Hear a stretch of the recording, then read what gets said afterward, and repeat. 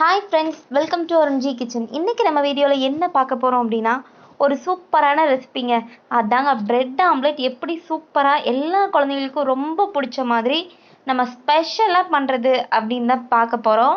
இது ரொம்ப ஹெல்த்தியானதும் கூட. குழந்தைங்க முட்டை சாப்பிட்லன்னா கூட இந்த மாதிரி பிரெட் ஆம்லெட் மாதிரி போட்டு கொடுத்தீங்கன்னா ரொம்ப விரும்பி சாப்பிடுவாங்க.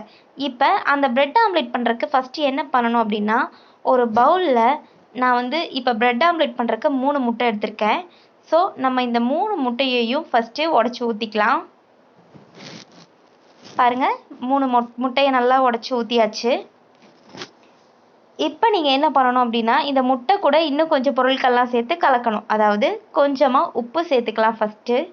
அதுக்கப்புறம் நான் ஒரு பெரிய வெங்காயத்தை நல்லா சின்ன சின்னதாக கட் பண்ணி எடுத்திருக்கேன். எவ்வளோக்கு எவ்வளோ சின்ன சின்னதாக கட் பண்ணுறீங்களோ அவ்வளோக்கு அவ்வளோ சூப்பராக இருக்கும். இப்போ நம்ம வெங்காயத்தை சேர்த்தாச்சு. அடுத்து கொஞ்சமாக மல்லி இலையை நல்லா கிள்ளி போட்டுக்கோங்க. அதுக்கப்புறம் பச்சை மிளகாய் 2 எடுத்திருக்கேன் நான். உங்களுக்கு காரத்துக்கு தகுந்த அளவுக்கு எடுத்துக்கலாம். அப்புறம் லைட்டாக கலர்ஃபுல்லாக இருக்கணும் இல்லையா, அதனால் கொஞ்சம் மிளகாய் தூளும் மஞ்சள் தூளும் சேர்த்துக்கலாம். அப்புறம் மிளகுத்தூள் நல்லா மிளகை தட்டி தூள் பண்ணி நான் போட்டிருக்கேன். இப்போ இது எல்லாத்தையும் நீங்கள் நல்லா கலந்து விடுங்க. இந்த முட்டையில் இதெல்லாம் நல்லா கலந்து வரணும்.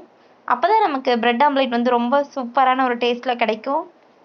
பாருங்கள், இந்த நல்லா மிளகுத்தூள் வாசம் இப்போவே நல்லா சூப்பராக வரும். இந்த மாதிரி செஞ்சோம் அப்படின்னா குழந்தைங்களுக்கு சளி பிடிச்சிருந்துச்சுன்னா கூட இதில் மிளகாய் பொடியை கட் பண்ணிவிட்டு கூட நீங்கள் நிறையா மிளகுத்தூள் போட்டு கூட நீங்கள் இந்த மாதிரி செஞ்சு கொடுக்கலாம்.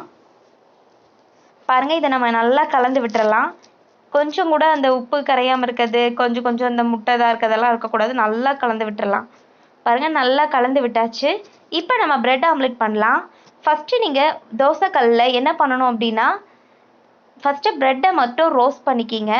நான் ப்ரெட்டை நல்லா இங்கிட்ட ஒரு 2 நிமிஷம், அந்த சைடு ஒரு 2 நிமிஷம் போல் நல்லா ரோஸ்ட் பண்ணிக்கிறேன். நான் லைட்டாக எண்ணெய் தடவிருக்கேன். நீங்கள் நெய் தடவுனா கூட நெய் தடவிக்கலாம், அதுவும் கூட டேஸ்ட்டாக தான் இருக்கும். ஸோ இப்போ நல்லா இந்த ப்ரெட்டை ரோஸ்ட் பண்ணிக்கலாம். இந்த ப்ரெட்டு நல்லா கீழே ஒரு ரெட்டிஷ் கலர்லேயும் மேலேயும் ரெட்டிஷாகவும் வரணும். அப்போ தான் நல்லா ரோஸ்ட் பண்ணது ரொம்பவே டேஸ்ட்டாக இருக்கும். இல்லைனா கொஞ்சம் ஒரு மாதிரி சாஃப்டாகவே இருக்கும் ப்ரெட்டு. நல்லா ரோஸ்ட் பண்ணிங்கன்னா இன்னும் கொஞ்சம் நல்லா சாஃப்டாக சூப்பரான ஒரு டேஸ்ட்டில் கிடைக்கும். பாருங்கள், இப்போ நம்ம ப்ரெட்டை நல்லா ரோஸ்ட் பண்ணி எடுத்து வச்சுட்டு, நான் இப்போ இந்த பிரெட் ஆம்லெட் பண்ணுறதுக்காக 2 ப்ரெட்டை நான் ரோஸ்ட் பண்ணி எடுத்திருக்கேன்.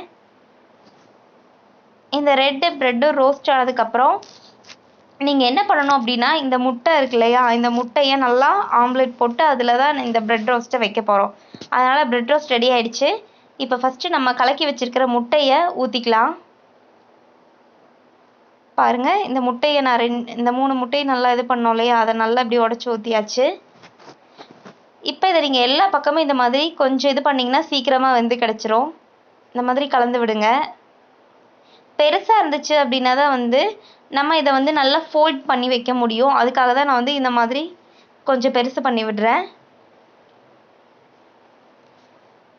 இப்போ இதை நீங்கள் நார்மலாக எப்படி ஆம்லேட் மாதிரி பண்ணுவீங்களோ அதவே கொஞ்சம் பெருசாக பண்ணுற மாதிரி பண்ணிவிடுங்க, அவ்வளோதான். இப்போ இந்த ஆம்லேட் கீழே நல்லா ஓரளவுக்கு ஒரு 80% குக் ஆகிருக்கும் இல்லையா, 80% குக் ஆனது தெரிஞ்சிச்சு அப்படின்னா இப்போ நீங்கள் இந்த ப்ரெட்டை இதுக்கு மேலே வச்சிடணும். நல்லா ரோஸ்ட் பண்ணியிருக்கோம் இல்லையா, இந்த ப்ரெட்டை நம்ம இதுக்கு மேலே வச்சு, நான் 2 ப்ரெட் எடுத்து வச்சுருக்கேன். இப்போ இதை நான் ஃபோல்ட் பண்ண போகிறேன். இந்த சைடில் இருக்கிறத அப்படியே எடுத்து நீங்கள் மடித்து இந்த சைடு இந்த ப்ரெட்டோட ஃபோல்ட் பண்ணிங்க அப்படின்னா நமக்கு சூப்பரான ப்ரெட் ஆம்லேட் ரெடி ஆகிடும். பாருங்கள், இந்த மாதிரி நல்லா 80% குக் ஆகிடுச்சு அப்படின்னா நமக்கு எடுக்க கொஞ்சம் ஈஸியாக இருக்கும்.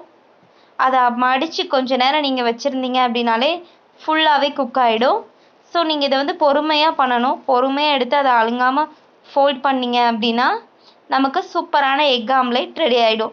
இதே மாதிரி நீங்களும் உங்கள் குழந்தைங்களுக்கு செஞ்சு கொடுங்க. உங்களுக்கு பிடிச்சிருந்துச்சு அப்படின்னா கமெண்ட்டில் சொல்லுங்கள்.